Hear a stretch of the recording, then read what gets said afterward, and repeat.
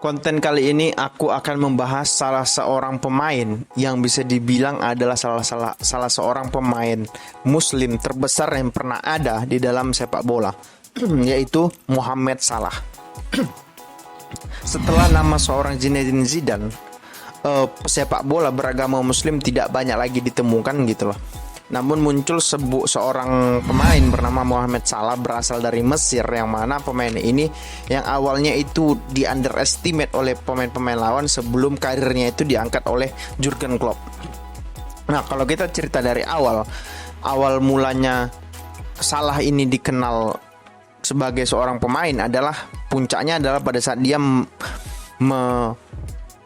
sebagai pemain Chelsea. Namun kembali lagi dia tidak beruntung karena pelatih saat itu adalah Mourinho. Lagi-lagi Mourinho yang merusak Chelsea kasarnya gitu loh. Sebelumnya dia membuang Kevin De Bruyne dan juga kemudian dia membuang seorang Mohamed Salah begitu.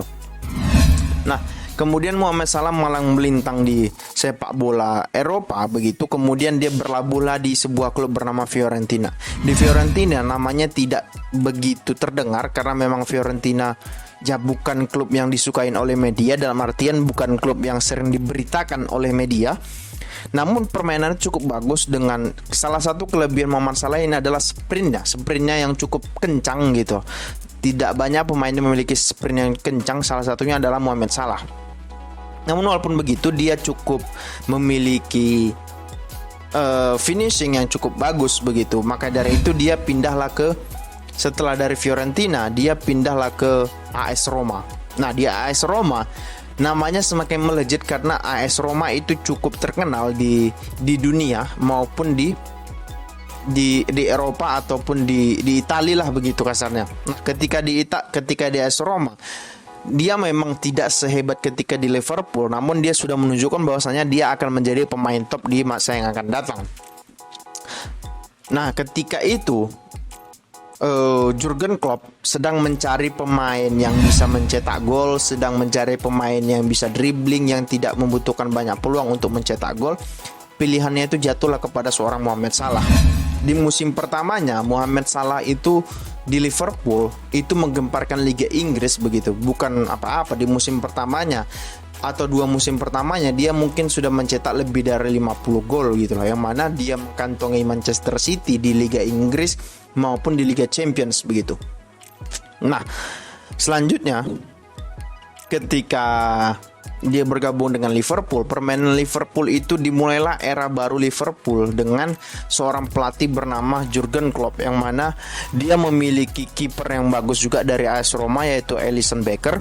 Kemudian backnya bernama Van Dijk, back sayapnya bernama Robertson di kiri, Alexander Arnold di kanan, dan di depan itu ada Mane di kiri dan Salah di kanan. Yang artinya permainan Liverpool ini cukup ekstrim, tidak seperti klub-klub top lainnya yang bermain dari bawah. Mereka ketika di belakang mereka skip lini tengah untuk melakukan long ball ke depan, yang mana mereka memiliki pemain cepat seperti Mane dan juga Salah di sayap, dan itu berhasil, it works gitu loh. Itu berhasil dilakukan, yang mana itu pasti sudah ratusan kali dilatih di latihan gitu loh. Nah, kembali lagi ke Salah gitu loh. Salah ini merupakan pemain yang bisa bermain sebagai striker murni ataupun sebagai sayap begitu. Di beberapa musim terakhir, at least 5 musim terakhir dia di Liverpool yang mengalami ups and down khususnya musim ini, tapi dia tetap bisa cetak gol dan tetap bisa membuktikan bahwasanya dia adalah pemain yang nggak butuh banyak pemain ya, artinya 2 peluang 1 gol kayak gitu kasarnya. Bukan tipe-tipe pemain yang banyak buang peluang seperti ya Darwin Núñez lah kayak gitu. Kalau Salah tidak dapat 1-2 peluang gol, dia cuma butuh 1/4 peluang gol kayak gitu. Nah, Mohamed Salah, yang cukup menariknya dari Mohamed Salah adalah hegemoni tentang agama dia, yaitu agama Islam, yang mana ketika dia mencetak gol dia melakukan selebrasi sujud syukur, yang artinya itu sempat menggemparkan dunia sepak bola khususnya di Indonesia begitu, khususnya bagi fans Liverpool gitu loh. Yang mana karena itu sempat dikabarkan ketika dia mencetak 1 gol di Liga Inggris, maka dia akan menyumbangkan sekian sapi di kampungnya, yaitu betul atau enggak ya itu aku nggak tahu kabar itu gitu loh. Yang penting ketika dia cetak gol pasti dia melakukan sujud syukur dan juga Dia juga bukan tipe pemain yang suka pamer harta, bukan tipe pemain yang suka ribut juga di lapangan. Aku cukup jarang melihat Salah ribut dengan pemain di lapangan. Mungkin karena pemain lain juga respect kepada dia yang tidak banyak gaya dan lain sebagainya.